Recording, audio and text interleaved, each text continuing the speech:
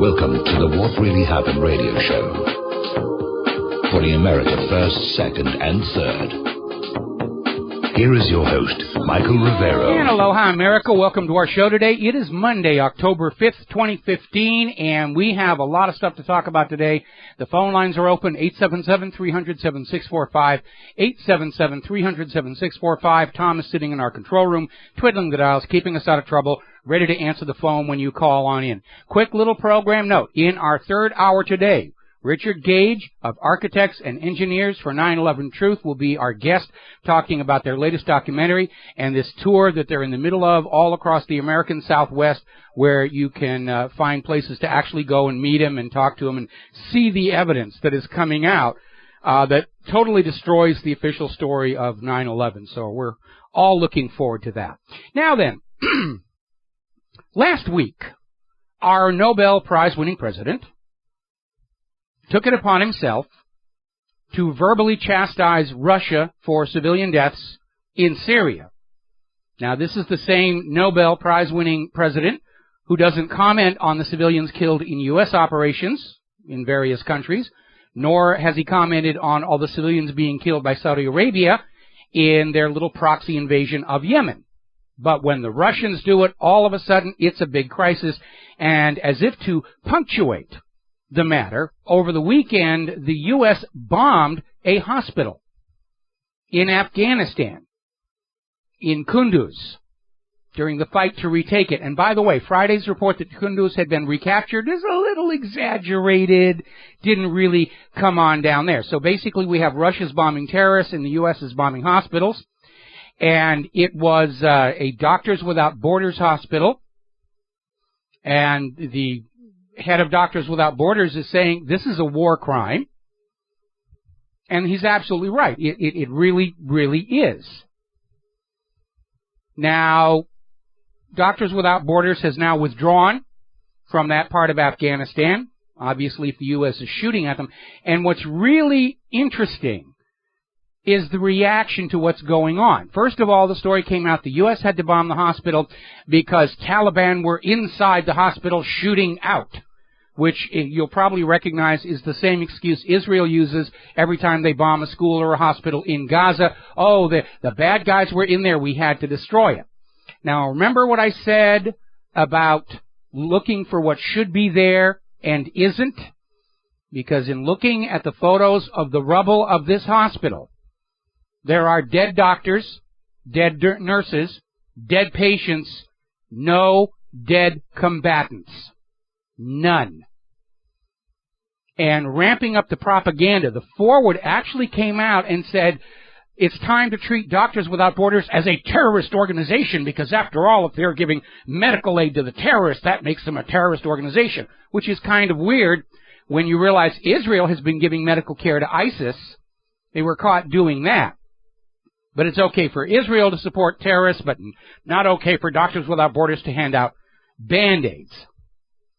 And talk about desperate propaganda.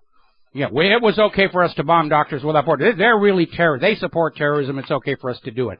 Now the Pentagon has come out with their results of their investigation saying this is actually all Afghanistan's fault. They ordered in the airstrike on the hospital. We just did what they told us to do, and that's what happened, which doesn't pass the smell test because Doctors Without Borders had sent the GPS location of the hospital to the U.S. military command. They knew there was a hospital there. So this idea of dropping the blame on Afghanistan does not pass the smell test. Now, down in Syria, Russia is just scoring spectacular victories against ISIS. They're claiming ISIS is on the ropes. They've had 60 airstrikes in 72 hours, and it is having an effect.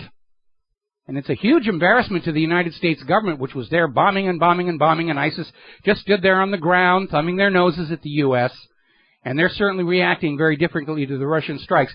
3,000 ISIS militants have split across the border into Jordan.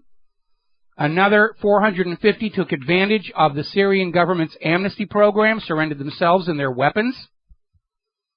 ISIS is pulling out from Idlib because of the airstrikes. Russia has blasted the headquarters with bunker buster bombs.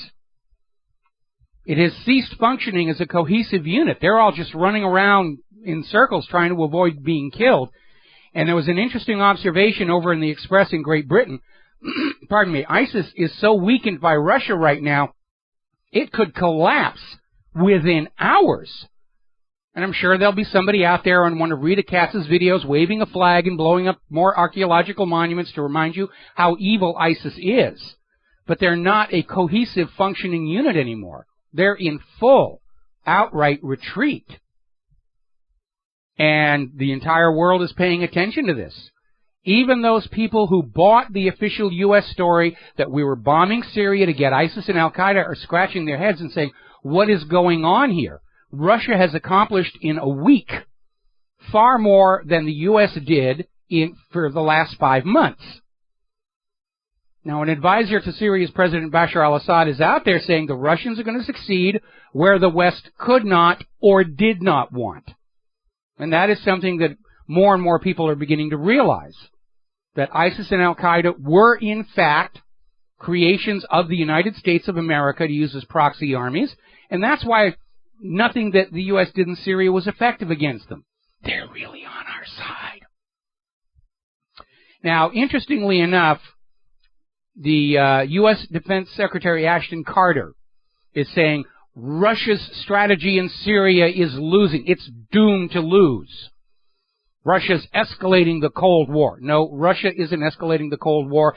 The U.S. government has stated openly for years the desirability of a new Cold War so that they can wag Russians at us and get more of our money and the lives of our children for various wars of conquest. And they're still out there trying to sell U.S. good, Russia bad, and nobody's buying it. The polls are already showing nobody's buying the U.S. story anymore. Now, over in Great Britain, Philip Hammond is out there wagging his finger at Russia, saying that Russia is using its military clout to prop Assad up while saying it's attacking ISIS, as opposed to the United States using its military clout to kick Assad out while saying it is attacking ISIS. Big difference there. Big difference. So that, we're good, they're bad. Now, NATO has issued a call on Russia to cease military strikes in Syria. And they're huffing themselves up and they're puffing up as much as they can and polishing off their ribbons and everything, expressing their deep concern over Russia's military presence in Syria. Now, NATO is grasping at straws here. They were talking about this earlier incursion between Russia and Turkey, and they were trying to make a big deal out of that. Russia and Turkey have already kissed and made up. Apparently somebody drew a wrong line on a map, and it was no big deal. So that issue was already done. The big issue here, though, is Syria asked Russia to be in Syria. Syria has not asked the United States to be in Syria. Syria has not asked NATO to be in Syria. NATO has nothing to say about it under international law and the UN Charter. They're bluffing. They're out there bluffing, saying, we're the good guys, so of course we can go into other people's countries and bomb them until they change governments. And everybody sees what's going on. Here's the surprising news. The command of the Free Syrian Army, one of the largest moderate rebels that is backed by the United States, has asked Russia for Russia's help against ISIS. So the Free Syria Army has dropped its connection with Washington, D.C., and they're joining what appears to be the winning team in Syria. That's a major political embarrassment for the United States of America. All right, we're coming up here on our first commercial break. We're going to take a pause here, catch our breaths. We'll be back with more about Syria after these few words. Hello, hi, America. Welcome back to the show. We're talking about what's going on in Syria. And the U.S. is stating a plan to escalate their airstrikes into Syria in order to hem in Russia. We must contain Russia. Now remember, Russia is there by the invitation of the Syrian government. The United States is not. And I would be very careful about getting into a confrontation with Russia, because apparently over the weekend there was a little bit of a kerfuffle between the Russian Sukhoi Su-30s and 4 Israeli F-15s. And the Israeli F-15s were invading Syrian airspace over Latakia. And yes, I finally got the pronunciation correct on that. And they were detected by Russia's superior air defense systems, and they were met in the sky by the Sukhois, and the Israelis turned tail and ran. Because the mighty Israeli military doesn't really do so well against opponents who can actually fight back. And we can expect Israel to start bombing Gaza to make themselves feel butch and manly. Now, Al Jazeera issued a report that Al-Qaeda in Syria has just received a shipment of new weapons directly from the United States military. Al-Qaeda, gee, aren't they the bad guys we're all supposed to be afraid of and throw our money and the lives of our children into defeating? And now we're finding out the U.S. is giving Al-Qaeda weapons in Syria? Well, I hate to say I told you so. No, actually, I rather enjoy it. But I did tell you so. Al-Qaeda's a fake. So's ISIS. Read George Orwell's 1984. The uber villain, Emmanuel Goldstein, created by the government to keep the people under control. That's exactly what's going on. Now, George Orwell wrote 1984 as a warning. Unfortunately, too many of our world leaders are using it as an instruction manual. World Domination for Dummies by George Orwell. All right, let's grab ourselves a couple of phone calls here. Keith in Montana, aloha. Welcome to the show. What's on your mind? Hey, Michael. Good to hear you in there today. I was going to ask you, do you remember a couple of years back in 2013 where they ran that article there in Reuters about Britain's secret monitoring station in the Middle East? Yeah, I do.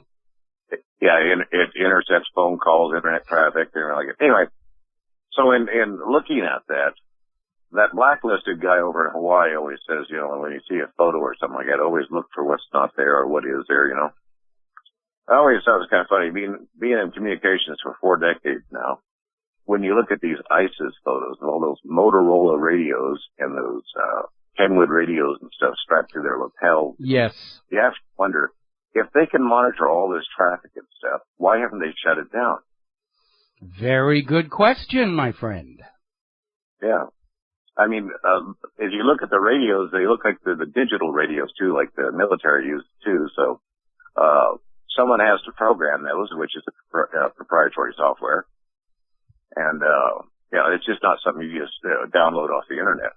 No, it isn't. But, we have all these articles over the last year where people were seeing ISIS being dropped weapons and supplies from aircraft, some of which had U.S. markings. It's just a big fraud. The whole war on terror is a gigantic hoax to conceal from the American people that the U.S. government has embarked on a campaign of imperial conquest of the world. Yeah. Well, when you'd mentioned that thing about the ISIS network falling apart, I was thinking, well, to network, that key word, for all these guys to communicate back and forth and stuff like that, either they have a good cell phone system, internet connection, or radio system like that, and yet who is not doing anything to stop that? And then, of course, the other idea that comes in is the firms that sold and or gave those radios to ISIS, would not they be a supporter of terrorism and charged under law? Ah, yes, you're absolutely right. Aid and comfort to the enemy. What we need to do is find out who bought those radios and shipped them over there to ISIS and Al-Qaeda, and that gets us back to what was going on in the consulate in Benghazi leading up to the false flag attack to get rid of all the paperwork that was going on here. And that's really where the U.S. government is in serious, serious trouble. The entire world is waking up and realizing the war on terror, Al-Qaeda, ISIS were all gigantic frauds to justify U.S. aggressions into countries we're not actually at war with and who did nothing wrong to us. Well, I think if anyone reads the Lugar-Obama bill that was passed by George Bush in 2008, you'll see the real difference of what Hillary Clinton is behind, the Benghazi scandal, the Libya scandal, the shipping weapons to Syria scandal is all about. It violates that entire bill under the premise of man pads and all this stuff, and to remove these, they violated their own laws in doing that, and they should all be charged with treason. I agree, but, our current crop of politicians in Washington, D.C. don't feel the laws should apply to them because they serve a higher purpose. It's called the true believer mentality, and it has gotten this nation into so much trouble, and yet each new incoming administration, we're serving a higher purpose. We can skirt and evade the law. And by the way, all those man pads that were sent into ISIS and Al-Qaeda are useless because the Russians are able to drop their precision munitions from well above the ceilings of those man pad missiles. Yes, you remember. Yeah, I was also going to say, you remember when the first story broke about Benghazi and the Libyan embassy and stuff? It said that the CIA was there to disable or destroy man pads. And that was from when the U.S. backed up the, was it the NTC, I guess they call it? Yes. Libyan rebels. Well, the CIA doesn't really need to destroy, I guess destroying would be okay, but there's two factors on the U.S. man pads like the Stinger. One, they can be permanently disabled, sending a signal in through the identification friend or foe system. And second, those solid rocket motors have a very, very short shelf life. If you keep one for like more than, I think it's 11 or 12 years and you try and use it, you're going to fly a lot further than the rocket will. All right, well, that was my input for your show today, okay? All right, well, thank you very much, and we're going to switch over here to John in Barbados. Aloha, John. Welcome to the show. What's on your mind? Aloha, Michael. I'm convinced that actually Daffy Duck is running the State Department in the U.S. I think you've just insulted Daffy Duck because I think he'd do a better job. Well, actually, I was just going to bring some news. Apparently this morning, the Iraqi Prime Minister has just offered Russia an air base in Iraq to attack ISIS from. Okay. Listen, John, we're going to have to take a commercial break. I was a little late getting to your phone call. Do not hang up because I'm going to come back to you and we'll talk about this following these words from our sponsors. So I'm going to put you on hold, but don't go away. We'll be back with John and more phone calls in a few minutes. Aloha, America. Welcome back to our show. We're going to go right back to the phones. John in Barbados. So when we went to the commercial break, you had announced that the government of Iraq, which was supposed to be a U.S. puppet ruler, but has been straining at the leash, has now offered Russia an entire air base inside Iraq. That's correct, Michael. That's the story that I've been getting. And if you remember, last week I said I had a friend in Turkey who was talking about these Takfiris disappearing back over the border into Turkey, Jordan, and Iraq, and it was just a trickle, and she predicted it would go into a flood. Guess what? It's more than a flood, it's a torrent. It's a tsunami. It's a tsunami, ISIS. Getting the heck out of Dodge here. And again, this is such an embarrassment for the U.S., which for the last several months claimed they were trying to get ISIS and Al-Qaeda out of Syria. And now all of a sudden Russia comes in and 1 week later, they're heading for the border. Well, I think your prediction of Russia clearing Syria of the terrorists of 2 to 3 weeks was a bit pessimistic. Well, I wanted to give the benefit of the doubt here, but yeah, Russia's just gone in there and, they're now in Syria at Syria's invitation. They're going into Iraq at Iraq's invitation. The entire U.S. agenda for conquering and controlling and puppet ruling the Mideast is crumbling before their eyes, and they don't know what to do about it. Well, I must apologize for insulting Daffy Duck.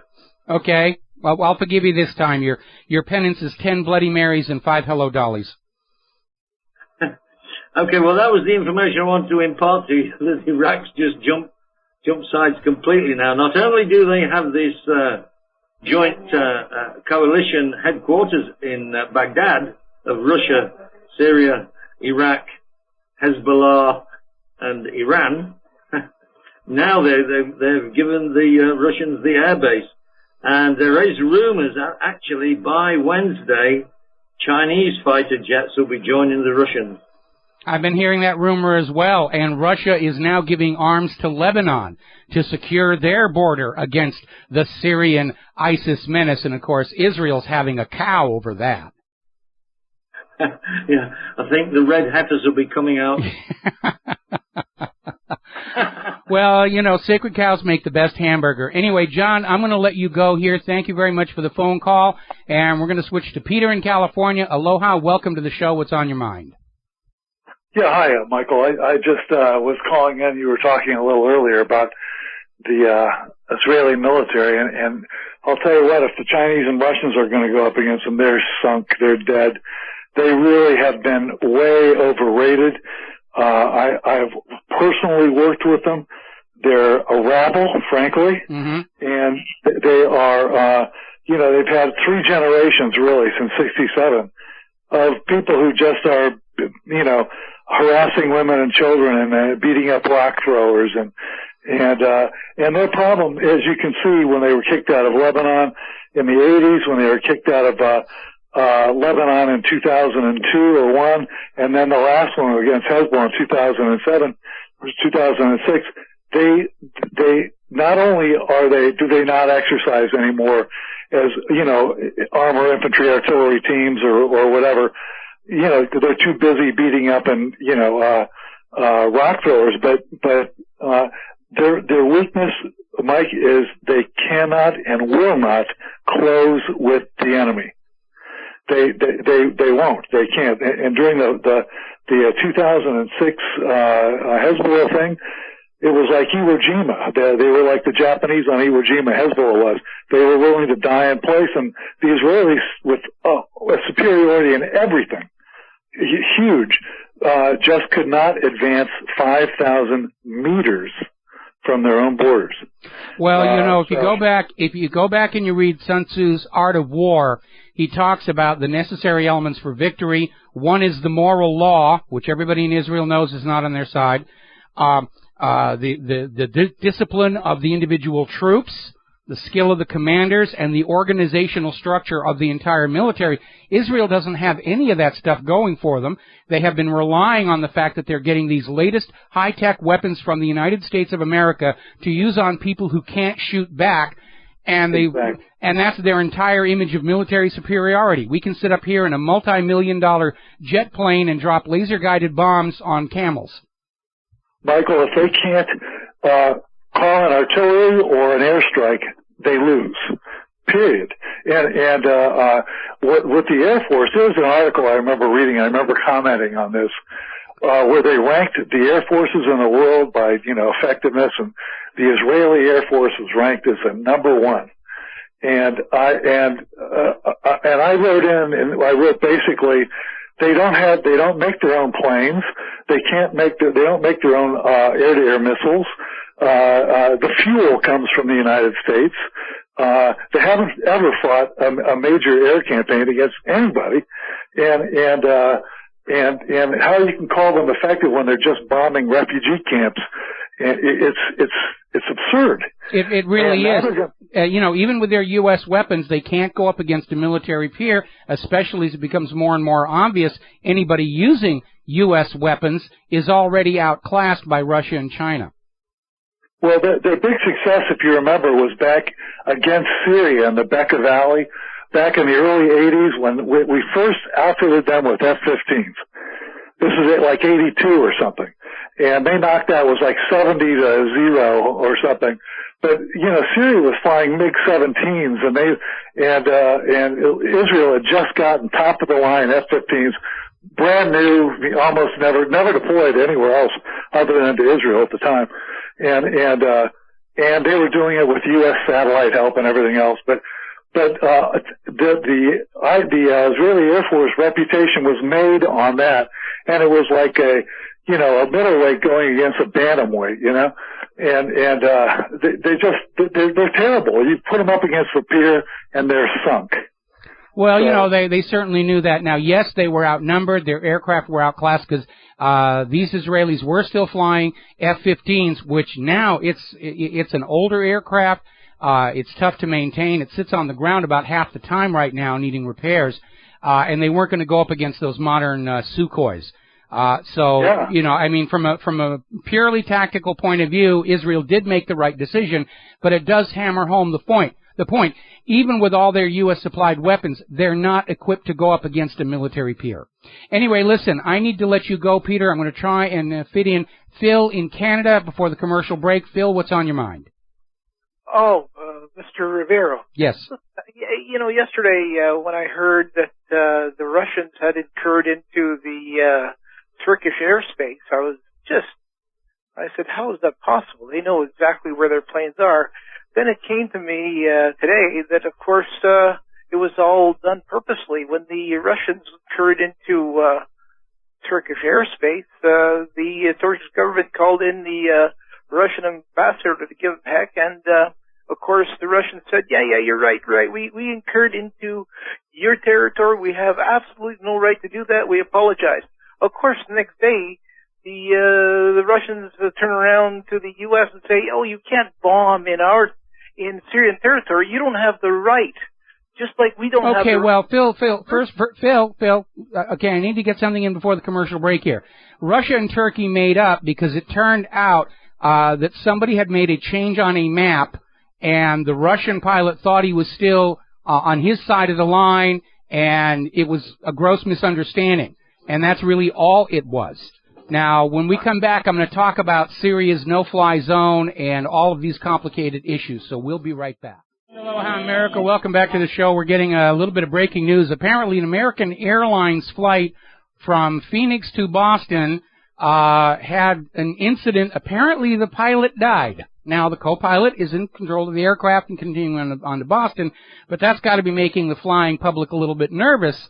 Now, way back, when I was taking flight lessons, there was a strict medical examination you had to go through. And I'm wondering how this guy got on the flight deck, and I don't know what he died of, but somebody somewhere wasn't keeping a sharp eye out. Now then, getting on back to the situation in Syria. There is actually talk coming out of the Pentagon of shooting down Russian planes in order to protect ISIS and Al-Qaeda from being bombed by the Russians. Can you see how through the looking glass this all is now? We have been told for years, ISIS is coming to get you. ISIS is tearing the tags off your couch cushions. ISIS is hiding in your bedroom closet. And now all of a sudden, we're finding out our government is working to not only supply them, but protect them. Now, Russia and Syria are out there saying that no aircraft are going to be allowed inside Syria's border without the permission of the Syrian government, which, by the way, is international law. They're not calling it a no-fly zone because, as coined by the United States of America, a no-fly zone means the indigenous aircraft are not allowed into the sky. When they had a no-fly zone over Iraq, it meant Iraq's aircraft could not fly without being shot down. When they talked about a no-fly zone over Syria, same thing. Syrian aircraft cannot fly or they'll be shot down by the U.S. This isn't what Russia and Syria are doing. Russia is saying they have no problem with Syrian aircraft being in the sky. It's other people's aircraft that don't have permission to be there. And it's a very subtle distinction. And it reminds everybody who is legally in the right and who is legally in the wrong in Syria. Now, top U.S. and NATO commanders are basically out there admitting they cannot counter this. I mean, first of all, it's an act of war to fly into somebody else's country with warplanes without their permission. And as Russia has already demonstrated with the Israeli planes that were trying to invade Syrian airspace, they've got the area covered here. Now, the leading contender to be the new House Speaker, Kevin McCarthy, is out there saying that if he's the House Speaker, he will work for no-fly zones and U.S. boots on the ground to fight ISIS. Well, Kevin, by the time you get to be the Speaker of the House, I think it's going to be a moot point. And, Kevin, if you really feel that way about it, here's your rifle, here's your parachute, here's your Dayglow orange jumpsuit, so forth and so on here. there is a bipartisan push in the U.S. Congress for a no-fly zone in Syria. And again, you need to remember a key critical point. The government of Syria has asked Russia to come in and help them against ISIS, and it looks like Russia is doing in mere days what the U.S. could not do in months. The government of Syria did not ask the United States to come in and bomb the place into rubble. Now, such an intervention by the United States, lacking a United Nations mandate, is a clear violation of international law and the United Nations Charter by the government of the United States. The U.S. government, they're the bad guy. They're the aggressors in this. I mean, the people of Syria, they're looking at Russia as the hero coming to save them from the evil Americans. And again, just for a moment, imagine you live in the United States of America and you find out the government of Mexico is giving guns and cash to U.S. street gangs in order to bring down the U.S. government and put a pro-Mexico puppet junta in its place. And they justify their actions by pointing out how the U.S. government continues to violate the Bill of Rights, the out-of-control police brutality, use of torture on prisoners and protesters. Would you be okay with what Mexico was doing? I wouldn't. And that's exactly what's going on in Syria right now. The U.S. comes up with a bunch of excuses saying we have to go in and change their government by giving opposition forces weapons and cash. Russia is talking about a full naval blockade of Syria, in which they will likely be assisted by the Chinese warships that are now in the Western Mediterranean. And again, they're there at the request of the Syrian government. The U.S. is trying to justify going back in and continuing a war against Bashar al-Assad. It's an undeclared war with no justification. Syria has done nothing to us. Article coming out of Fox News, no less. How to deal with the utter collapse of Obama's Syria-Iraq strategy.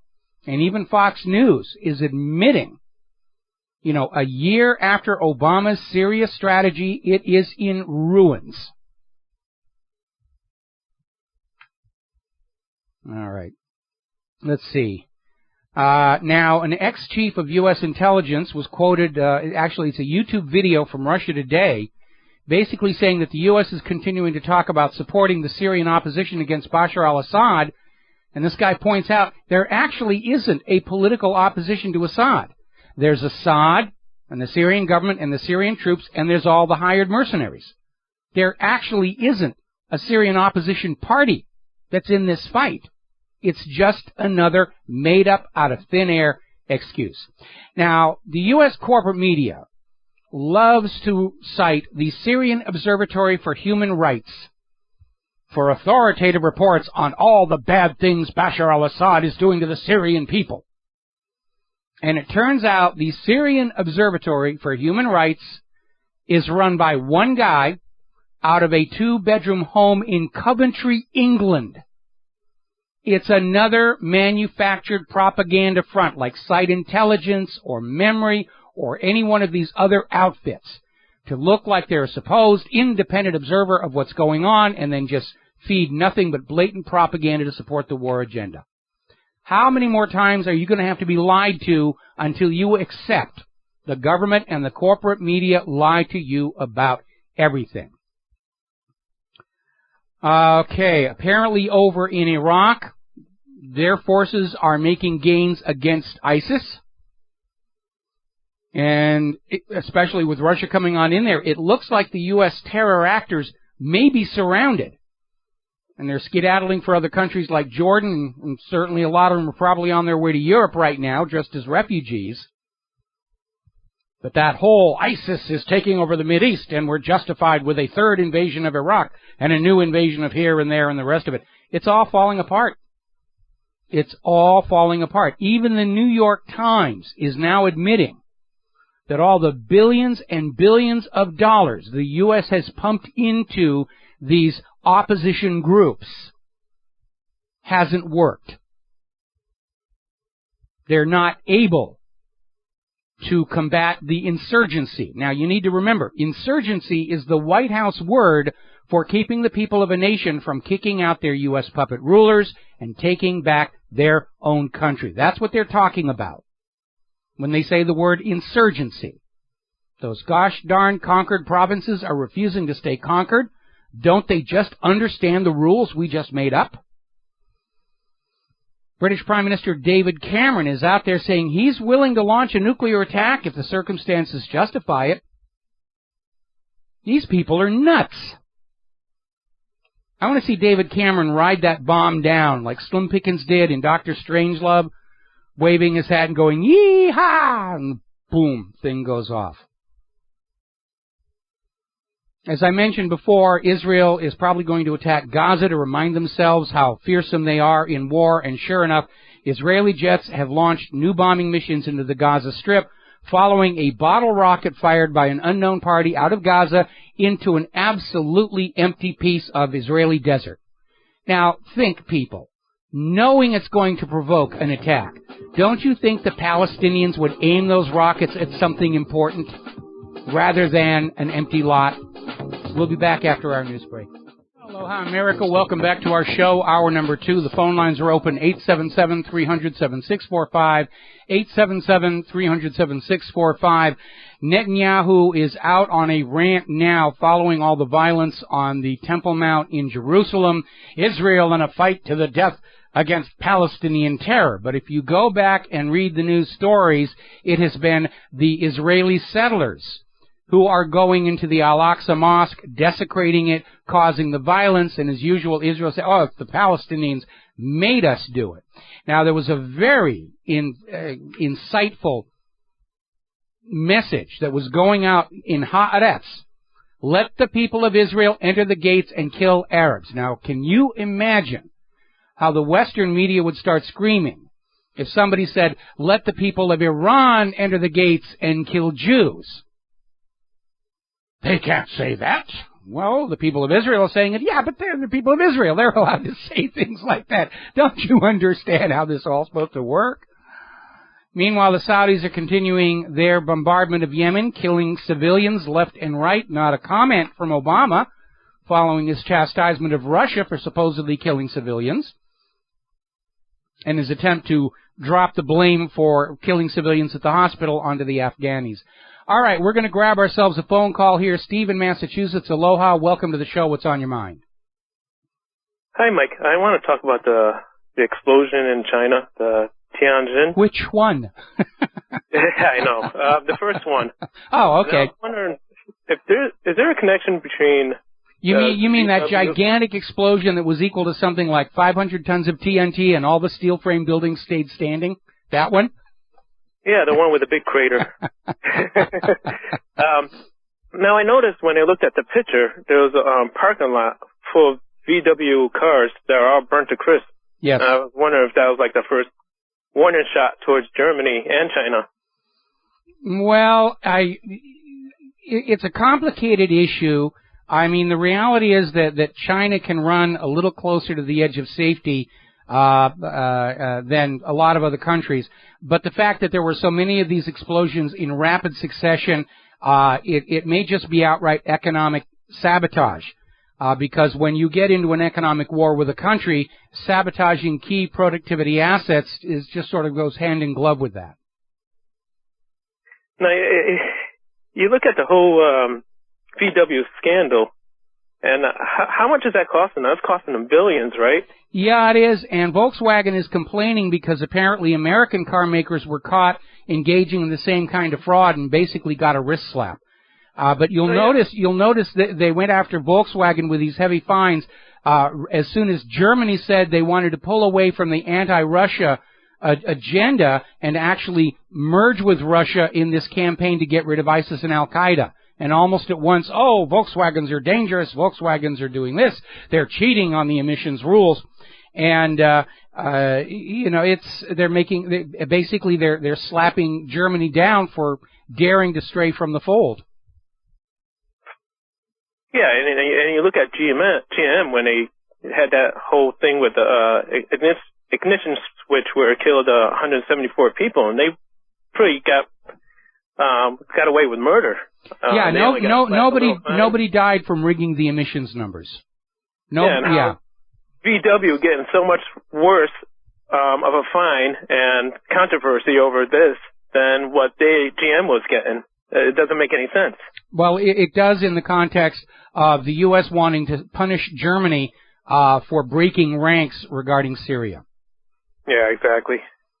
Okay. Yeah, I just want to touch base on that point. Okay. All right, thank you, Michael. Thanks an awful lot for the phone call. Now, up in Ukraine, Poroshenko is saying the U.S. government has promised brand new weapons to Ukraine to use on those pesky breakaway eastern Ukrainian republics and try and escalate the situation there as well. You know, blood, gore, bombs, explosions, all sorts of things. And, of course, Ukraine has just been devastated physically and economically by all these wars. Poroshenko says he's not worried because the international community is going to help restore the Donbass economy. You know, I'm going to go in and blow it up, and everybody else will be expected to pay for it. Now, Poroshenko has stumbled a little tiny bit because the government in Kiev announced the list of persona non grata in Ukraine, and everybody reading the list were seeing that the people being named were given their titles in the Lugansk People's Republic or the Donetsk People's Republic. And official letters, which, you know, are binding documents, basically says Kiev, without realizing it, has officially acknowledged recognition of the DPR, LPR. And I'm sure Poroshenko's going to fire some secretary for that. So let's go on back to the F-35, which everybody's saying, when we get the F-35 out there, it'll give the Russians what for? Well, it is amazing how bad that aircraft is. Tests have determined, as you know, an essential part of the F-35's weapons control system is this helmet with all kinds of sensors and displays, and it allows the pilot to look around as if the airplane wasn't there. They can't get that to work. Hugely expensive helmet. Tests have shown that while wearing the helmet, if you eject from an F-35, it will break your neck. Good system there. Good system. The military has attempted to solve that by saying pilots must weigh at least 136 pounds before they're allowed to operate the aircraft. Apparently below that weight, they're too thin and frail, and ejecting while wearing the fire control helmet will break their neck. It's like the scene out of Top Gun. All right, let's get into the economy here real quick. The Treasury is now selling 3-month T-bills at 0% yield. And that's not good. That's not good at all. But that's what they're doing. Now, Los Angeles-based retailer American Apparel, who operates 260 stores, has just filed for bankruptcy protection. We're seeing a lot of retailers bite the dust before we get into the holiday shopping season, although to look at the store displays, we're already there. Claire and I were over at Sam's Club the other day, and it's already out there, the lights and the trees and the wrapping paper and the special holiday gift packaging for coffee and chocolate and whatever else is in those boxes. They're already out there, full bore. We're going to do that. Now, you've probably seen this. This got on the corporate media. French workers attacked Air France managers. There was a big dispute going on over layoffs and cost cuts, and apparently it resulted in a riot where the workers literally grabbed the Air France executives and attacked them. And some of those Air France executives didn't even get out of there with their clothes still on. They were climbing over fences and their clothes are in tatters. It's time to get the guillotines back out again, mon ami. German enterprises seek entry into Iran market at the earliest. Since Iran and the P5+1 reached a nuclear deal, Tehran has welcomed many Western business delegations, German teams, French teams, all of these teams, except, of course, for the Americans, who were forced to sit on their hands while the U.S. Congress tried to wreck the P5+1 deal on behalf of their masters in Israel. And it's caused identifiable financial harm to American businesses. But it's a small price to pay to keep Israel happy, right? If you're a small businessman and you wanted to do business with Iran and you weren't allowed to approach them, you got there too late, and you've gone out of business, well, feel good about it. It was done for Israel. That should make you terribly, terribly happy. Saudi Arabia is dealing with serious economic hardship as their oil wealth shrinks. They're selling assets off around the world. Saudi Arabia has paid a stiff price for going along with the U.S. plan to attack Russia's oil economy. We'll be right back. Hi, America. Welcome back to our show here. Now, along with Germany having left the Let's Get Putin camp and gone over to Russia and say, yeah, it's time to get rid of ISIS, France also did that. So I'm sure any day now the EPA is going to come out and say French cheese is dangerous or French wines are bad or watching Brigitte Bardot movies will drive you insane. Got to be my age to remember who that was. Or Citroëns are rigging the emissions numbers on the thing. France has now started commencing their own airstrikes in Syria at the request of the Syrian government, and they, like Russia, are actually going after ISIS. This thing is going to be over very, very soon. Over in Greece, the economy is so bad, barter has now become the dominant mode of transactions. Nobody can trust the money. Nobody can get any money. They're trading. Meat for tires, shirt for screwdrivers, whatever. That's how they're getting by over there. And, of course, the European Central Bank is screaming, we can't tax that if they're just trading things. We have to make that illegal. They must always be dependent on our ink and paper so we get our piece of the action. Mahi dictum est. All right, we're going to grab ourselves a phone call here. Andrew in New York. Aloha. Welcome to the show. What's on your mind? Hey, Mike. I want to talk about the Oregon shooting. Mm-hmm. And Reuters reported that the gunman in Oregon College massacre committed suicide. Yeah, I know. That's what's being reported. The early reports were that one of the officers shot him. I mean, the story is flipping back and forth so much. Somebody actually got caught photoshopping the picture of the guy to make him look more white. I mean, if they're doing that, I mean, and it's not just lightening the picture. I mean, they thinned out his lips and everything. There's a couple of articles about that on the net. We linked to some from WhatReallyHappened.com. Everybody is using this for their political agenda, and Obama was out there saying it's the right thing to do to politicize this. To use it to the advantage of pushing for gun confiscation because we all know that's the right thing to do, which is true if you're a money junkie and you're afraid of a peasant uprising.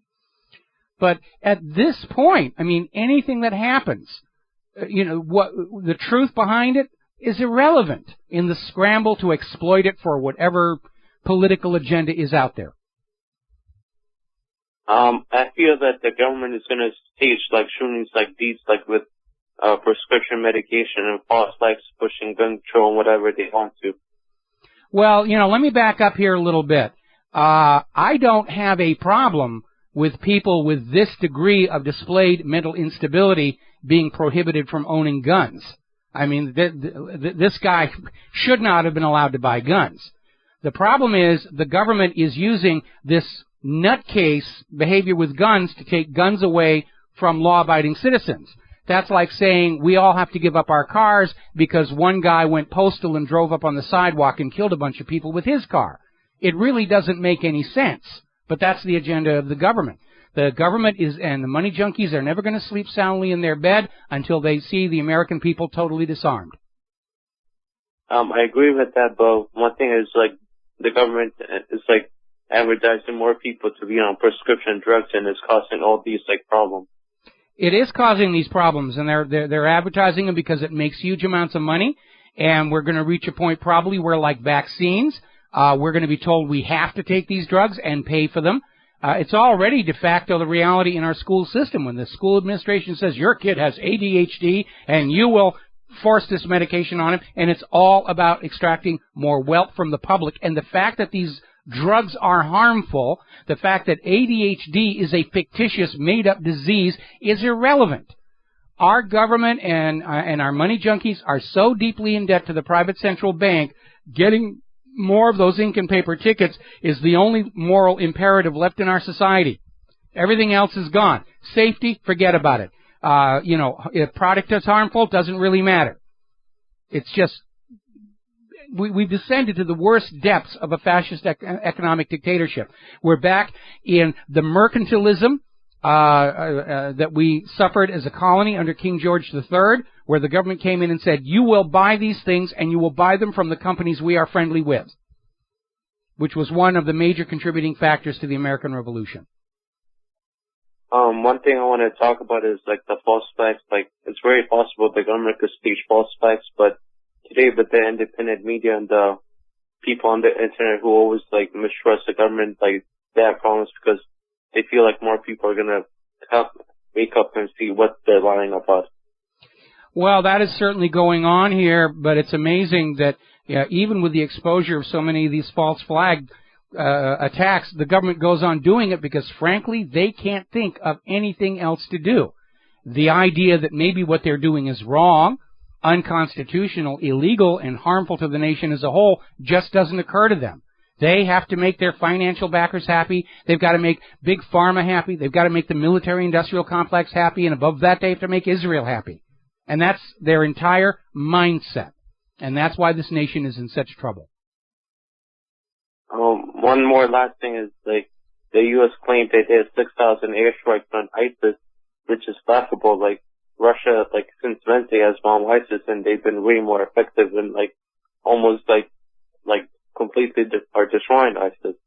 Yeah, it's a huge embarrassment for the United States. Even the people who believe the official story that the U.S. was in Syria to get ISIS and Al-Qaeda are scratching their heads. The rest of us know that ISIS and Al-Qaeda were a manufactured U.S. excuse to actually go in and wage war against Bashar al-Assad, which is a war crime on the part of the U.S. government, violation of international law, violation of the UN Charter. All right, thanks, Michael. All right, thanks an awful lot. We're going to let you go. Now then, you've probably already heard this. Apparently, the countries negotiating the Trans-Pacific Partnership have finally reached an agreement on this treaty. The sticking point over the last couple of weeks had to do with patents on pharmaceuticals, but they have finalized the agreement. They're saying huzzah, huzzah, huzzah. Critics, of course, are saying this was negotiated in secret. We don't know what's in it. It's obviously biased toward the corporatocracy, but it's not the law of the land yet, because before it can go into effect, it must be ratified by the legislatures of all the involved nations, and it is facing a major uphill battle in the U.S. Congress. Now, we're hearing over in Los Angeles, the Los Angeles Times is getting ready to cut 10% of their newsroom staff, and I don't have any sympathy for them, for the corporate media's decline. They did it to themselves. Now, they're trying to say it's because of the decline in print. Well, they didn't fire the print room staff. They're firing 10% of the newsroom staff, which is needed for the online version of the LA Times. The readers, the viewers, and the advertisers are coming over to the independent media. We'll be right back. Aloha, America. Welcome back to the show. We're getting word that earlier today, ISIS launched a full-scale assault in Syria on the provincial capital of the Deir ez-Zor Governorate, attacking the Syrian armed forces, and apparently were handed a monumental defeat by the Syrian army, backed up by Russian air support. It's a whole new game. It's a whole new game. Now then, getting on to Hillary Clinton. Hillary Clinton is making the rounds of the media. She did Saturday Night Live to show us she's just a kidder. We're going to have fun, Saturday Night Live. Has-been politician on a has-been TV show. And the agenda coming out of the Hillary campaign is the email scandal is old news. It's long ago, far away. We need to talk about the issues like gun control and, a woman's right to choose and all this other stuff here. And Savannah Guthrie wasn't having any of it. And basically saying, do you understand how bad this looks to ordinary Americans? And Guthrie said, first of all, Clinton apologizes for using the private server. Then she turns around and says it's all a plot by the vast right-wing conspiracy to make me look bad. Is it one or the other? And Clinton says, it's both. I'm sorry for all the confusion the email server, caused, but it's a plot by the right-wing, so forth and so on. And Hillary's just out there saying any more questions about the email server are just beyond the pale. She's over there on NBC just reacting almost in anger to Savannah Guthrie. And Hillary came out and repeated, I'm the most transparent government official in American history.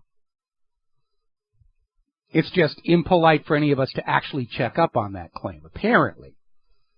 And kept trying to get the conversation away from the email scandal, trying to focus on Benghazi. And it's not going away, and she can't make it go away. I mean, they're so desperate. The Hillary Clinton campaign is sending Monica Lewinsky's old flame out on the campaign trail. Going out there and say, Hillary's good. She's really good. She didn't do anything wrong. We're just great people here. And that's going to backfire because Kathleen Willey is out there vowing that she is going to haunt the Hillary and Bill campaigning all the way until Hillary is out. Kathleen Willey is going to go everywhere Hillary goes, everywhere that Bill goes, and she's going to stand up there and remind everybody that, she was one of Bill Clinton's sexual assault victims. Clinton groped her in the Oval Office on the very day Kathleen Willey's husband, Ed Willey, a Clinton campaign fundraiser, was suicided. Talk about tackiness. And the only problem that Kathleen is facing, assuming she stays out of Fort Marcy Park in small aircraft, Hillary's supporters don't care what kind of a person Hillary Clinton is. They don't care. They're supporting it. Vince Foster murdered? Doesn't matter. Ron Brown murdered? Doesn't matter. Cattlegate, Travelgate, Chinagate, hanging out with cocaine deal? Doesn't matter. They're going to support Hillary because she is promising them lots and lots of free government stuff at your expense. Hillary Clinton is the modern embodiment of the policy of bread and circuses, and we know how that all kind of worked out for the Roman Empire. More and more unions are abandoning Hillary and going over to Donald Trump. She's not getting the endorsements that Democrats traditionally get. Now, apparently, and this is reported over at Business Insider, 1,000 voters were asked to describe each of the Democratic candidates with a single word. 13% of the respondents described Hillary Clinton as liar or dishonest, 8.2% untrustworthy or fake, 5.9% deceitful, sneaky, or tricky. Now, Politico is out there warning that Hillary could still win the presidency because of all the illegal aliens in this country who are going to be allowed to vote. Because of all this fight against voter ID laws. Now remember, under U.S. law, non-citizens are not allowed to vote, and the Democrats are pushing to have the illegal immigrants vote, even though they're technically not allowed to, because without those illegal immigrants, and with the vagina vote deserting Hillary, she's toast. Now I'm going to share where I am at with that. I will not recognize any government that claims authority over me on the basis of votes by people not legally allowed to vote in this nation. That's the stage we've reached where the entire political system is just in flagrant violation of the law, bringing in all these illegals from Mexico and Central America and Syria and Yemen, who knows where all else, with the message, we will bring you into America and allow you to have lots of free stuff as long as you vote for the Democrats. Here's your bread. Here's your circuses. Now, over in Germany, there is a grassroots action taking place to secure their border against these refugees coming up from the U.S. war zones. And it's getting very intense over there. Now, the immigrant crisis in Europe has faded from the media because the media's goal in promoting this immigrant crisis was to get Europe to go along with a now defunct U.S. plan to partition Syria into two pieces. We'll let Bashar al-Assad keep Damascus, and we'll have this new nation, Pipelineistan, or whatever we're going to call it, that will be a safe haven for the Syrian refugees to return to. And we all know they're not going to return. Once they're allowed into Europe and the U.S., they're not going to go back to Syria. But that agenda is now gone, and that's why we're not hearing it in the news anymore. But according to an article over in Yahoo, the problem is only getting worse. We've just seen the tip of the iceberg. Another article coming out of Renegade Tribune, where more and more reports that we're getting where the refugees in Europe are acting like spoiled brats. It's too hot, it's too cold, the internet is too slow, the food's not hot enough, not tasty, it's not the right religious fare, not enough free money. Boy, during the refugee crisis of World War II, those refugees were happy for anything they got. And these people coming in they're perfect Democrats. I deserve more. I deserve better. I deserve all these free things. Now, as you know, following the shooting in Oregon, and we know beyond a shadow of a doubt, this guy had mental issues. He'd gone to special schools. His online anonymous name was in lithium, which signals that he was on medication. But everybody's on the gun grab agenda. Oh, we've got to ban the guns because one crazy person over here did something bad with a gun. We all have to give up our guns. That's the thinking, which makes as much sense as pointing to somebody who drives his car up on a sidewalk and deliberately runs over a bunch of people as a reason for us to give up all of our cars. It really doesn't make any sense. The New York Daily News actually came out with a demand that the State Department designate the National Rifle Association as a terrorist organization. That's how afraid they have become of an armed American populace starting to lose their temper. So, for the gun grabbers in San Francisco, they're celebrating a victory. San Francisco's last gun store is closing their doors at the end of October. Because of all the regulatory burden placed on them to drive them out of business, it finally succeeded. Overall, gun sales have jumped since this latest gun grabber move. We'll be right back. And aloha, America. Welcome back to the show. And Hillary Clinton, of course, who is desperate to, change the dialogue away from her email server and the possibility, still unaddressed, that she was selling U.S. secrets in exchange for donations to the Clinton Foundation, has jumped onto the gun grabber bandwagon, and she's out there saying, when I am president, I absolutely will take all the guns away from the American people. So she's basically out there campaigning on her open defiance of the Bill of Rights.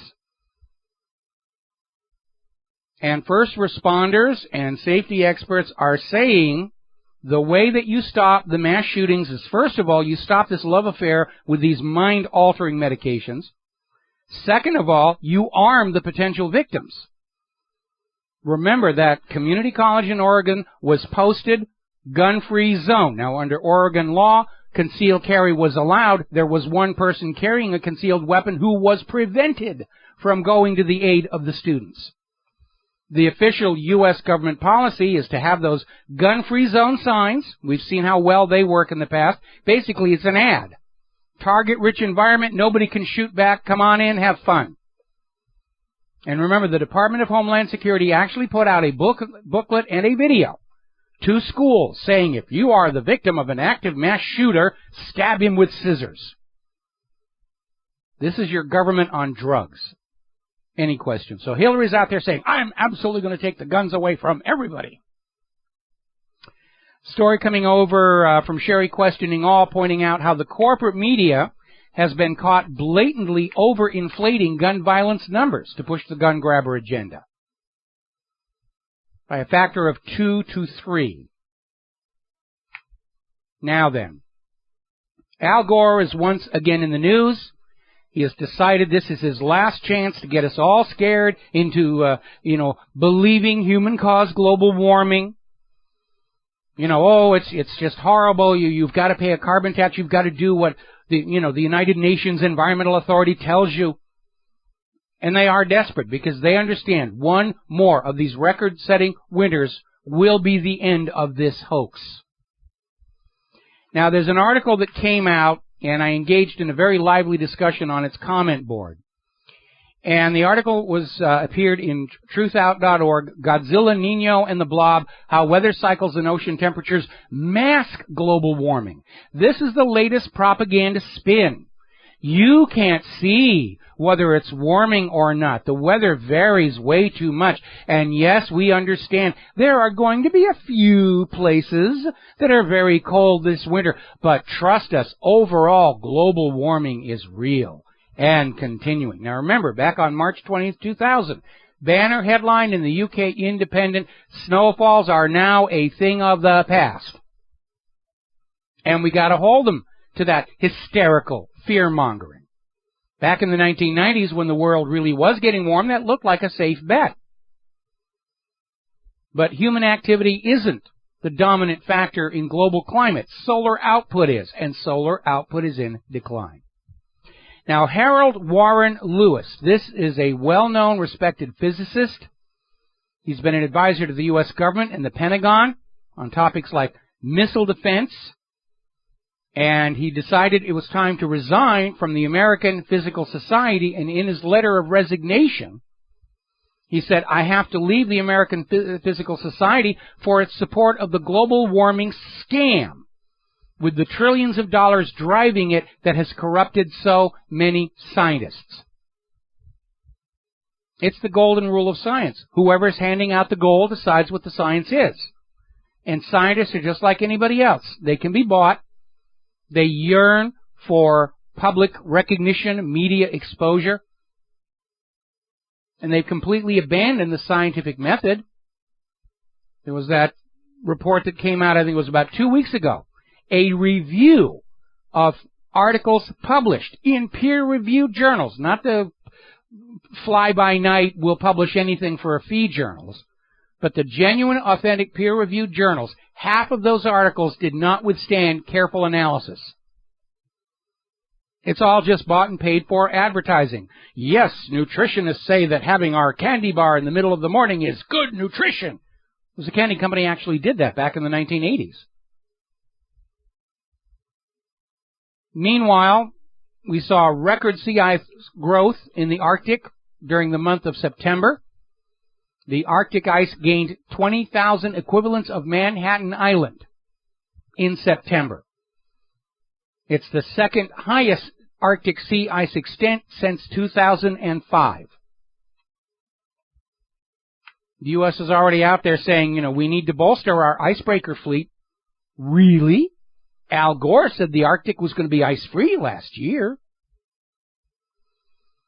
And as a reminder that the climate models are incomplete, there's an electrical engineer down in Perth in Australia, and he used to be a climate modeler for the Australian government's greenhouse office.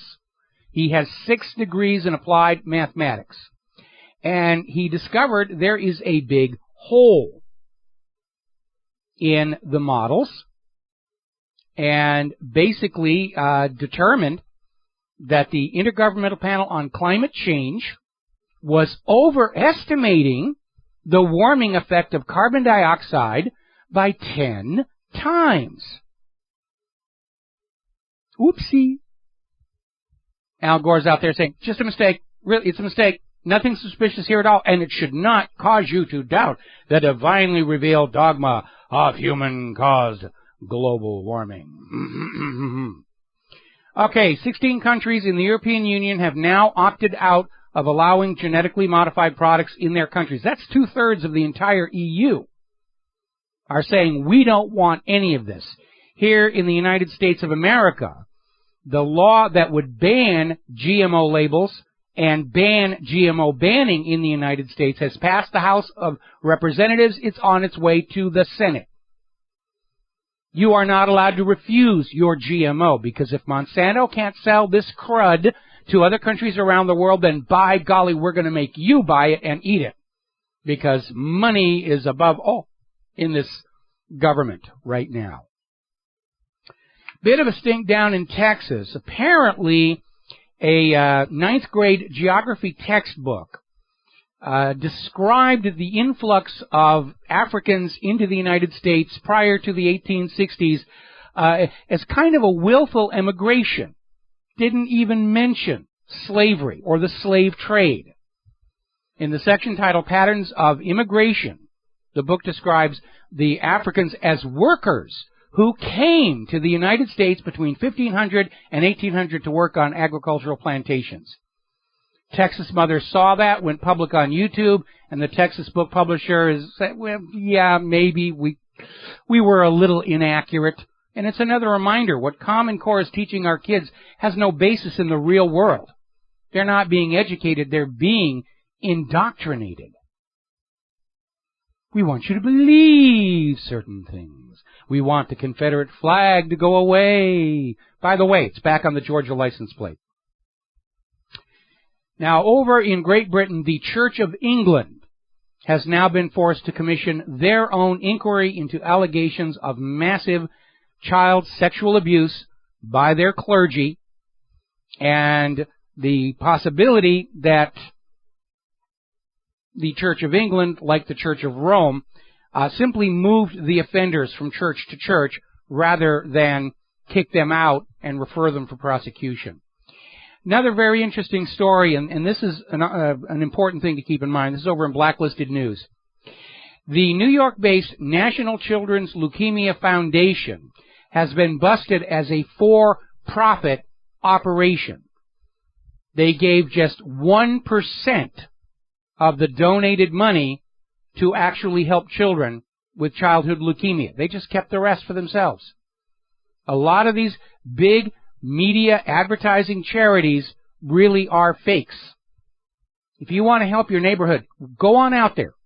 Put the money or the food in the hands of the people who need it, and you will know 100% of your aid is going to the people who need it. It's also going to be your Buddha on the road moment when you look into the eyes of these homeless and hungry people and realize they're not the hideous monsters the corporate media is trying to portray them as. I recommend it highly. All right, we're going to take our break for our top-of-the-hour news and commercials. When we come on back, Richard Gage of Architects and Engineers for 9/11 Truth will be our guest. We'll be right back. Aloha, America. Welcome back to our show, hour number 3. The phone lines are open, 877-300-7645. And joining us for this hour is Richard Gage of Architects and Engineers for 9/11 Truth. Richard, thank you for spending time with us today. I know you're very busy on this tour going through the Southwest. What's the latest developments on 9/11 and what you're doing with Architects and Engineers? It's pretty exciting. We're trying to get the word out there, and we're succeeding, Mike. I'm delighted to be on the show, too, because you're talking to people who are waking up and who have already woken up. And what we need our listeners to realize is that 9/11 changed everything. And so we need to use the truth about 9/11 to get people motivated to make changes. And so I think that the truth about the destruction of the World Trade Center skyscrapers that have motivated 2,350 architects and engineers around the country, around the world, to sign a petition calling for a new investigation is the key. This is the issue that will start a lot of these other dominoes falling, because people get it. And what they start with is Building 7. Building 7, just for a quick review for some of your listeners who may be new to the issue, is the third skyscraper to collapse on 9/11. It dropped in symmetrically, free fall, suddenly, straight down into its own footprint in under 7 seconds on the afternoon of 9/11 at 5:20. After witnesses heard explosions. This is pretty incredible because NIST, the National Institute of Standards and Technology, who was tasked with explaining these collapses to the American people, said that this building came down by normal office fires. And of course, normal office fires, any office fires have never brought down a skyscraper ever.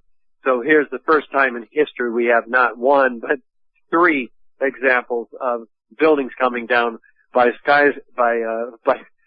fires. No, we're not buying it. The architects and engineers don't buy it. I was at a conference of structural engineers over the last 3 days, and 400 of them had the opportunity to see this building coming down. We talked to at least 100 of them. We asked them, did you know a third tower came down? Most of them didn't even know. And this is the 3rd worst structural failure in modern history.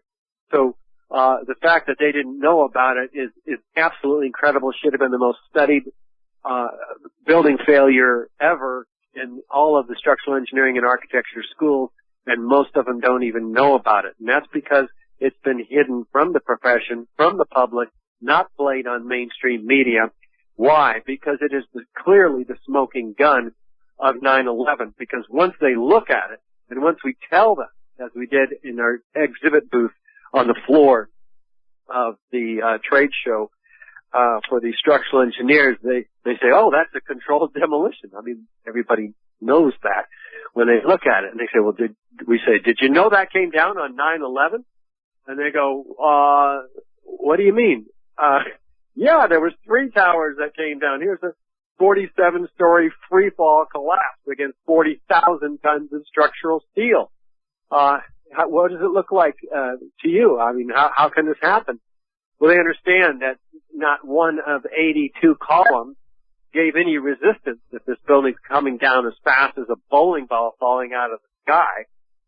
Not any resistance, meaning they had to have been removed, meaning explosive demolition, meaning somebody set those explosives in those buildings prior to 9/11, meaning that 9/11 was an inside operation, meaning that life isn't the same as it used to be before we're aware of this situation where we've now killed 2 million people in Afghanistan and Iraq, 6,000 U.S. soldiers, entered a $4.5 trillion global war on terror, and that the buildings on 9/11 are at the heart of all of it. So the exposure, the truth of these controlled demolitions can pull out the rug from the entire ball of wax that has ensued since 9/11, which you've been exposing all of the various ramifications of on your show, Mike. Well, if I could insert a comment here, what's really interesting for people to remember who are not already aware of this, World Trade Center 7, the Solomon Brothers building, was built to house federal government offices, and as such was built to much higher standards of fireproofing and explosion proofing and loading than other buildings on Manhattan Island. It should have been less resistant to fire than, it should have been far more resistant to fire damage than other steel frame buildings. But as you point out, prior to 9/11 and since, no steel frame building has collapsed from fire. There was a fire out in Los Angeles at the First Interstate Bank building. 6 entire floors of that building burned right down to the steel frame, and it did not collapse. And to share a little bit of an insight coming out of my work in motion picture film effects, in looking at the photos of the supposed fires that we're going to bring down Building 7, you see fires that are up against the glass in some offices, but there's no hot, glowing, molten core, which would be the normal for a real office fire.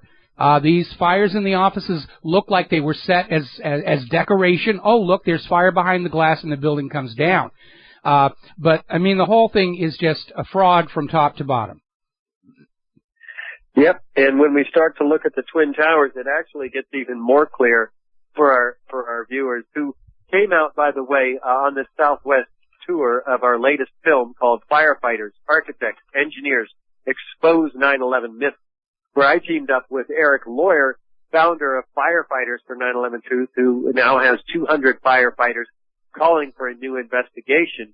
And we filmed this co-presentation where Eric just nails NIST across the board, from the spoliation and destruction of evidence, the illegal destruction of evidence at a crime scene, and the lack of investigative procedures that should have been followed by NIST but weren't. It goes through the NFPA manual piece by piece. It's really quite well done and fascinating. And so we gave this presentation, this film premiere in Las Vegas, to on Saturday night, and then in Pahrump, Nevada, last night. And I'm telling you, the people in Pahrump are on fire. They are just not saying no. They're talking to everybody in that town of 30,000. We had 3 times more people in a town show up for our event in a town of 30,000 people than we did in Las Vegas, which had 2 million, has 2 million people. So we're making our way across the Southwest. Tonight we're at Arizona State University in Tempe, and then Albuquerque, coming up, tomorrow night, and then Dallas, Austin, Houston, and Denver. So we're getting the word out there with also our new booklet, called Beyond Misinformation, where all this evidence, or the top point of evidence in 50 pages of this, glossy, booklet, full of, again, ripping myths, apart, limb from limb, if you will, across their official building reports of these 3 World Trade Center skyscrapers.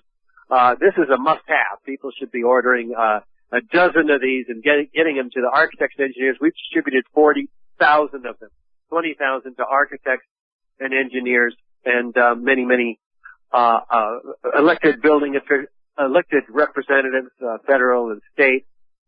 This is how we think. The latest effort. This is the level of information beyond our brochure, which covers it in 2 pages, or a DVD, which covers it in 2 hours. DVD is 9/11 explosive evidence. Experts speak out. But this booklet is really the hot new thing for us, and it seems to be working, Michael. It's going to go on their coffee table. You can't throw it away. It's of sufficient substance and quality where people will keep it around and share it with their friends here. Richard, sorry to interrupt. We have to take a 4-minute break for commercials, and we'll be back with Richard Gage of Architects and Engineers for 9/11 Truth. The truth will prevail. We'll be right back. And aloha, America. Welcome back to our show. We're talking with Richard Gage of Architects and Engineers for 9/11 Truth. Now, on the front page of WhatReallyHappened.com, we have the poster for the tour through the Southwest. It's got the dates and locations. And if you are anywhere near any of these screenings, I urge you strongly to attend, to look at what the information is being presented. Say hi to Richard and Eric Lawyer and all these other people, because they are out there basically hammering home the fact that 9/11, like so many other history-changing events in U.S. history, was a complete fabrication. You all know about the torpedoes in the Gulf of Tonkin, the Spanish mine in Havana Harbor, Pearl Harbor being a surprise, weapons on Lusitania. 9/11 was not an historical anomaly. It is business as usual for the government of the United States of America. Now, there's a lot of new information coming out right now, and I have a hunch there's going to be a lot more very soon, because Congress did not renew the bill for financial support to those first responders who were injured on 9/11, the ones who were told, well, go on down there and breathe all that asbestos air. You don't need any special filters by the EPA. And now that they're no longer dependent on government payment of their medical bills, I think a lot of those people are going to start going public as well. Now, Richard, if you don't mind, we're going to grab ourselves a phone call here, because Wes in Idaho has a question for you. So, Wes, please ask Richard your question. Mr. Gage, 2 questions actually for comment. Rebecca Roth, the flight attendant, and her assertion that the Jewish Mossad actually caused World Trade Centers. The second question, did a Boeing hit the Pentagon? Okay, Wes, come on. We have been down this all over again. I didn't answer it. No, we've already answered this before. Okay, Richard, I am sorry for that, but we've been down this before, and Wes is obviously one of those people trying to kookify the discussion as a distraction, and I've had problems with him before. All righty, so Richard, just sort of pick up where you left off. Richard, are you there?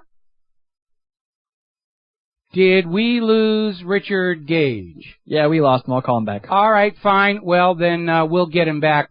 Now, again, Richard and I shared some luxury accommodations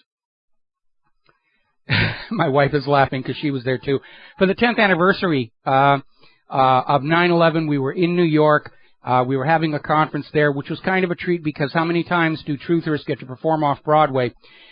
And the point of the talk that I presented there, which has since been rewritten into an article of the liars, by the liars, and for the liars, is that you need to look at 9/11 not as this shocking, amazing event the government would dare do, but as a continuation of an ongoing policy of deception to trick us into wars of conquest. Americans are the most lied to people on the face of the earth. Richard, I understand we have you back. Sure am. All right. Well, I'm sorry for the disconnection and all the other problems here. Would you kind of pick up the discussion right where you left off?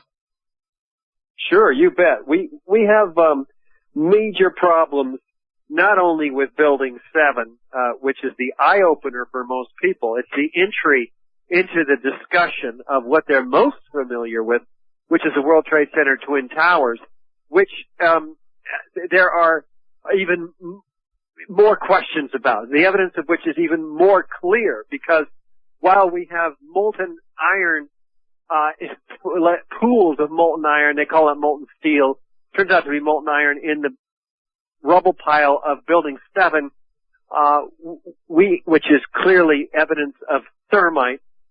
We have this also pouring out of the South Tower 10 minutes prior to its collapse. We have the evidence of molten iron in these molten iron droplets that are in all the World Trade Center dust, previously molten iron microspheres, the diameter of a human hair, found by the billion, up to 6% of the World Trade Center dust. All this pulverized concrete is full of this material, which is very well documented by the U.S. Geological Survey, by R.J. Lee, an independent consulting firm.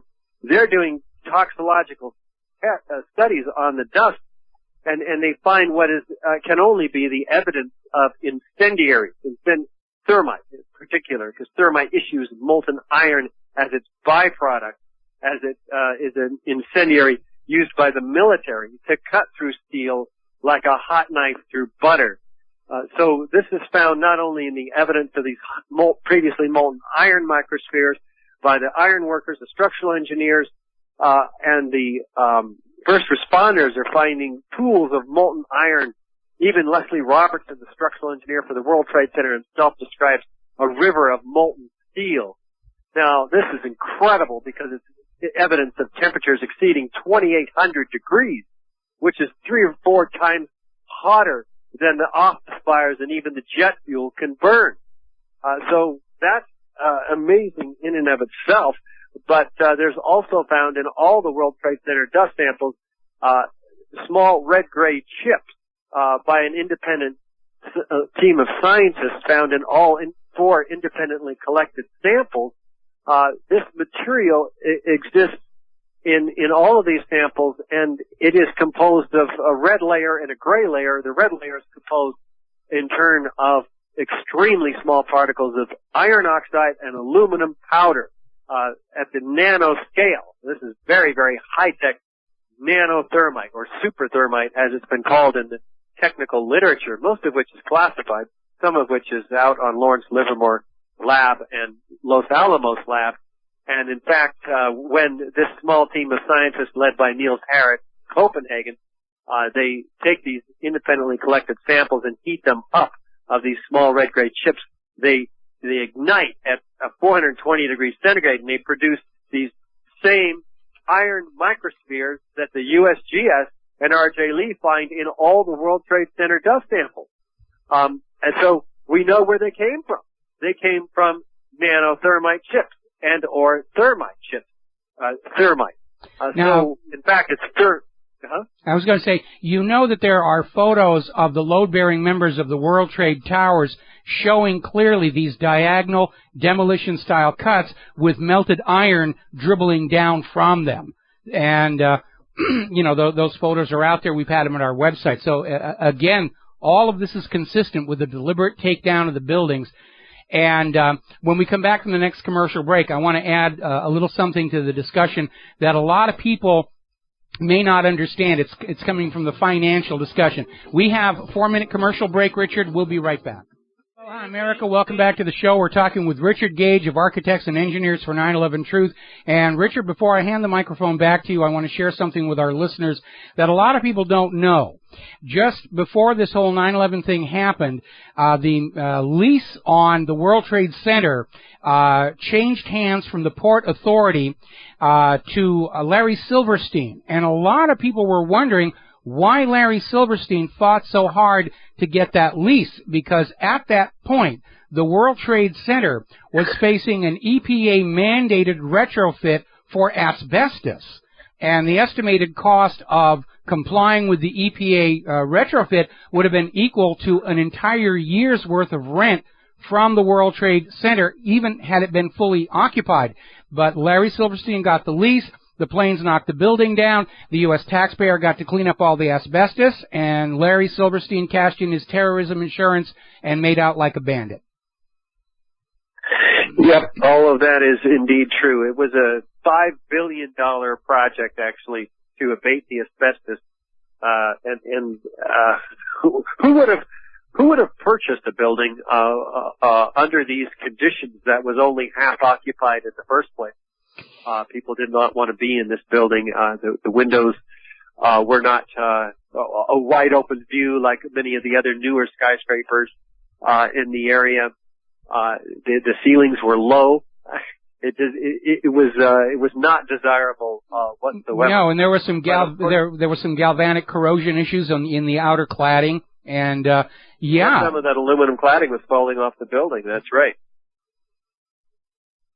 But none of that is hardcore evidence. It's all very interesting and corroborative. What we're looking at, what we want to show the American people is how this building came down, and it's right in front of their eyes, Michael. These towers, we were told that it was an apple, and yet it really is an orange. These towers, in the case of the North Tower, we're told that the upper part above the point of jet plane impact, this upper 15 stories, actually, after structural weakening due to the jet plane impacts and fires, drove the rest of the building down to the ground and then destroyed itself, which is a complete violation of physics, and it's not what the videos show. It's a violation of physics because Newton's third law tells us that there's an equal and opposite destructive force. Well, the upper part is the lightest part of the building. It would be destroyed in a collision, if you will, of the lower cold, hard, intact steel below in the first 4 seconds before it could drive any of the rest of the building down. It's ludicrous, really, and it's disproved by several peer-reviewed papers, most notably by Tony Zambodi. But if you just look at the videos, you see that in fact, what's really happening is that the upper 4 stories, 15 stories, is being destroyed in the first 4 seconds. There's nothing left after 4 seconds to drive anything down to the ground, and none of the videos show a block of building pushing the rest of the building down. It's just made up. What you see after 4 seconds is the building tearing itself apart, laterally ejecting 4 times structural steel sections laterally at 60 miles an hour, clocked by physicists, landing 600 feet in every direction. And there's no pile of floors found at the bottom of this so-called pancaking collapse. Where are the 110 floors in each of these buildings? These are an acre in size. We should see 50 of them at least, or 10. There's not even one down there. We don't see one. What we see is only a 2-story pile of core columns, perimeter columns.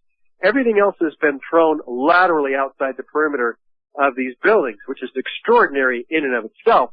But that represents 90,000 tons of concrete that's been pulverized to a fine powder in the air, mid-air, well before it develops any kinetic energy potential down and crushes itself down below. I mean, this is incredible. And below this zone of destruction is these highly explosive, isolated jets that are occurring 20, 40, even 60 stories down below this zone of destruction. And these are pulverized building materials being ejected out of the building at 200 miles per hour, which are explosive speeds. So this is also evidence of the explosive destruction of this building, as are the trailing white clouds of aluminum oxide, yes, which is the other byproduct of thermite. Yes. Well, you know, it's kind of interesting in looking at that, and you're absolutely right on that one tower where we see the top remaining intact. The lower part of the building has simply collapsed out from underneath it, and that's why it holds its structural integrity going down there. But I mean, the reality is those buildings were designed to survive the impact of an aircraft larger and heavier than the ones that actually hit it.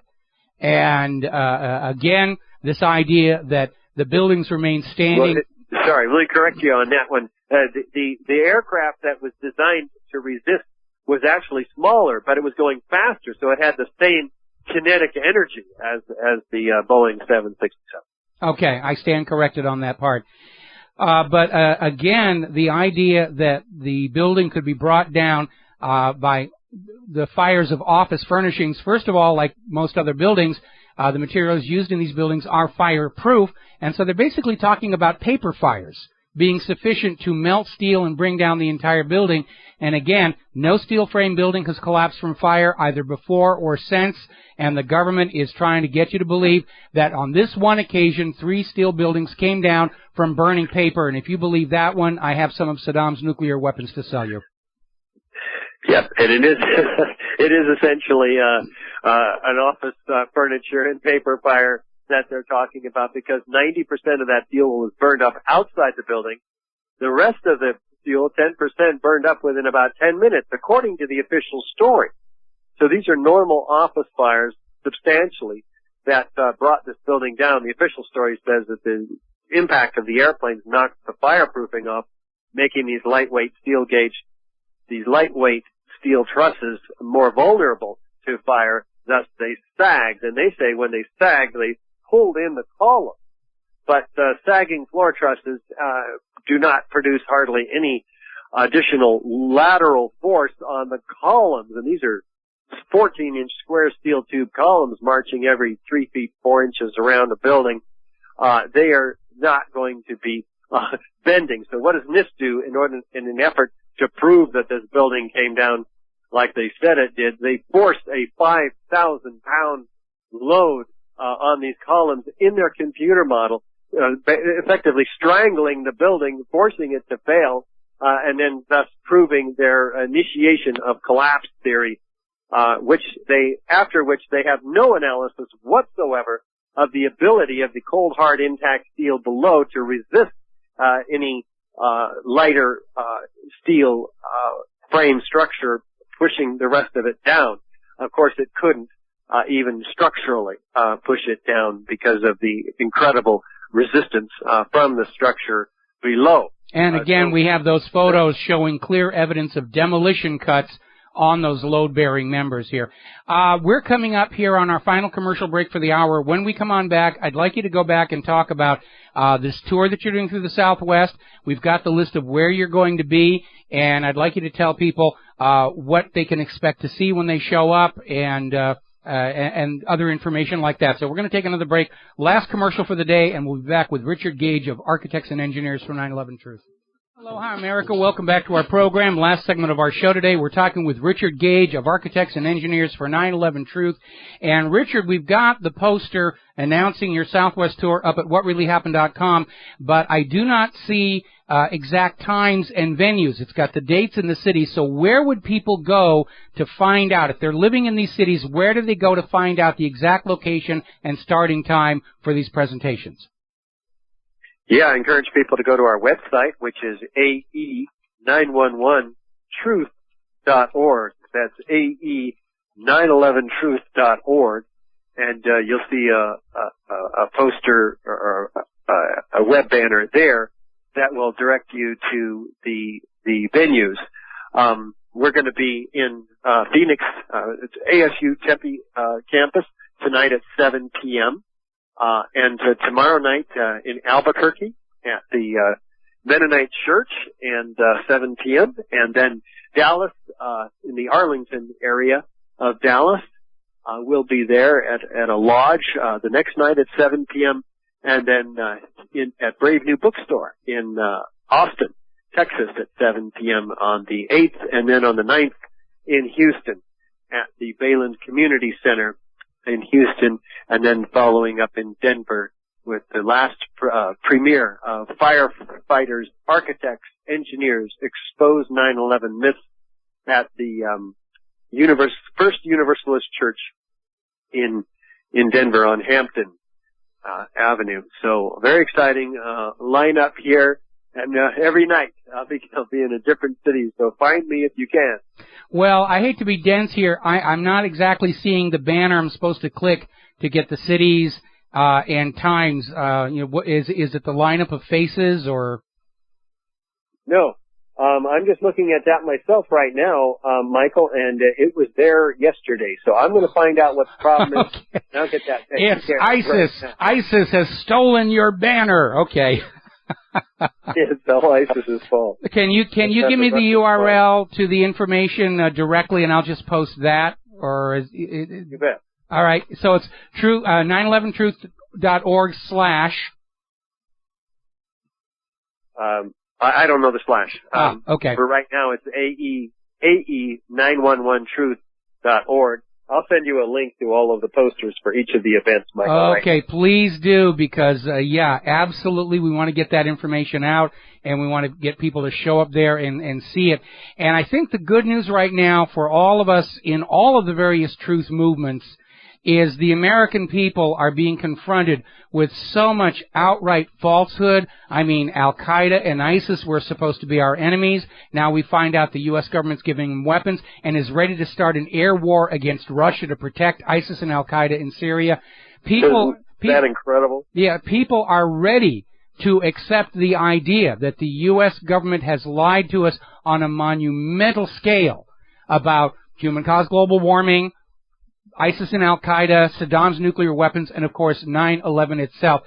You need to understand that propaganda really isn't designed to defeat a careful analysis. It's there to basically reinforce people who already believe in the government that we're the good guys and they're the bad guys. And under careful analysis, most propaganda tends to break down very, very quickly. And once people understand that, yes, we live under a government that lies to us and a corporate media that helps them do that, the lies become very, very obvious.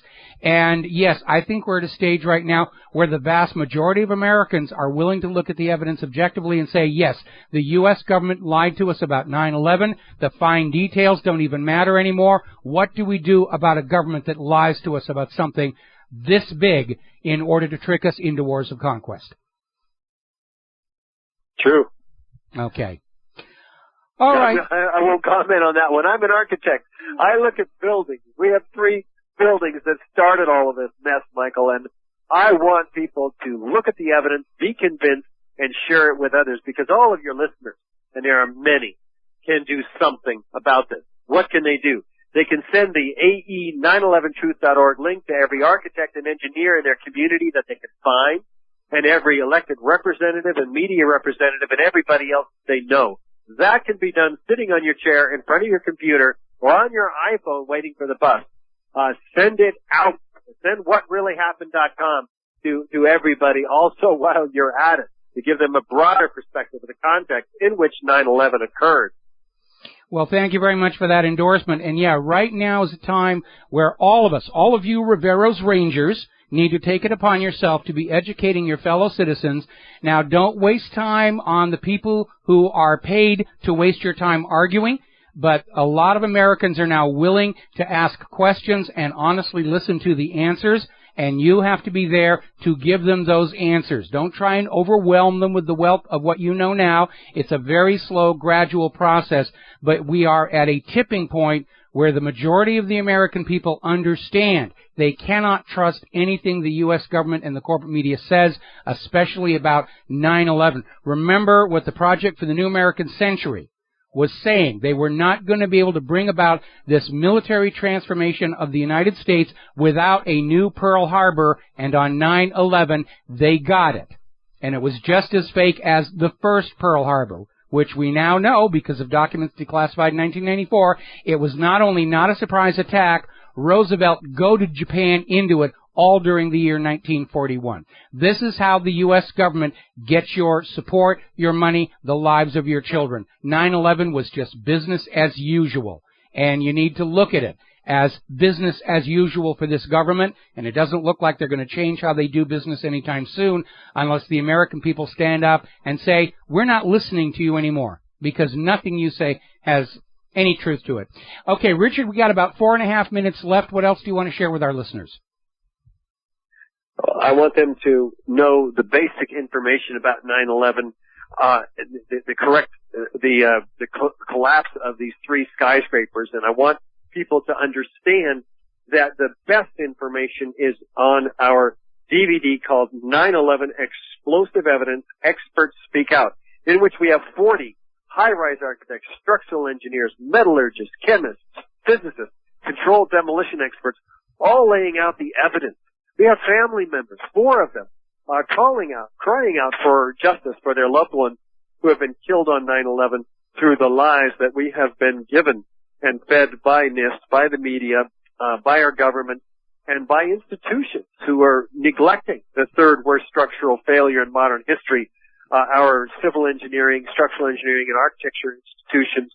In fact, the American Institute of Architects themselves, denying their people the truth about what happened on 9/11, denying them the opportunity to re-examine Building 7 as we brought to the floor of the National Convention in Atlanta a few months ago, and a resolution to reinvestigate 9/11, and we addressed 400 at the business meeting, and the board of the American Institute of Architects lied to their members, calling us wolves in sheep's clothing, saying this has already been investigated, which it has not, and saying it would cost a lot of money to do this, which it wasn't. It was simply a call for a new investigation.